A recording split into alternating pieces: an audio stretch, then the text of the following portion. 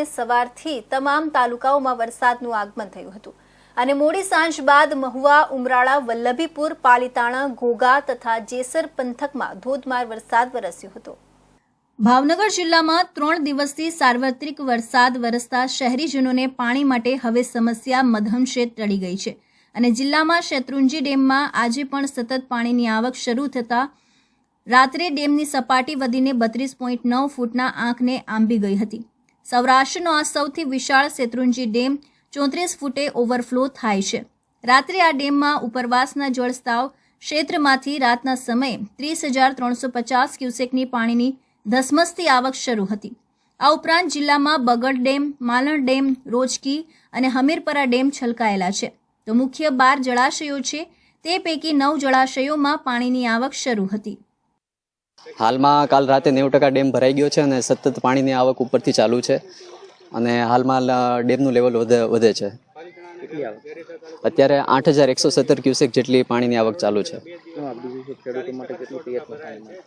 આ ડેમમાંથી પાલીતાણા અને તળાજા તાલુકાના 118 ગામને સિંચાઈનું પાણી મળે છે। તેની લીધે આવતી સિઝનમાં એ લોકોને પૂરતા પ્રમાણમાં પાણી મળી રહેશે। આજે શેત્રુંજી ડેમ જ્યારે ભરાવાની તૈયારીમાં છે ત્યારે ખૂબ હર્ષની લાગણી અનુભવીએ છીએ। હું તો નહીં પણ આખા ભાવનગર જિલ્લાની જીવાદોરી સમાન આ શેત્રુંજી ડેમ જ્યારે ભરાય ત્યારે ખેડૂતો તથા મહાસિટી એટલે મહાનગરપાલિકા ભાવનગર, તળાજા, પાલીતાણા અને ગારિયાધાર એ તમામ પ્રજા ખૂબ આનંદમાં આવી જાય છે। કારણ કે છેલ્લા દિવસોમાં જ્યારે ઉનાળામાં પાણીની સમસ્યા ઊભી થાય છે ત્યારે મોટી તકલીફ પડતી હોય છે પણ જ્યારે શેત્રુંજી ડેમ ઓવરફ્લો થયો હોય ત્યારે આપણે આ 4 સિટીમાં પણ કોઈ દિવસ પાણીની તકલીફ પડતી નથી। વ્યવસ્થિત પાણીનું વિતરણ થાય છે।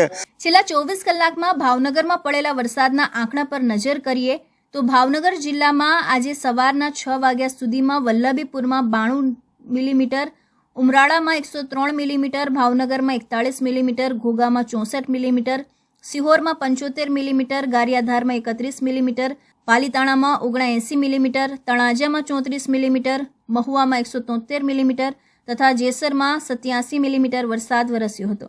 આમ ભાવનગર જિલ્લામાં ધોધમાર વરસાદ, સાર્વત્રિક વરસાદ નોંધાયો હતો।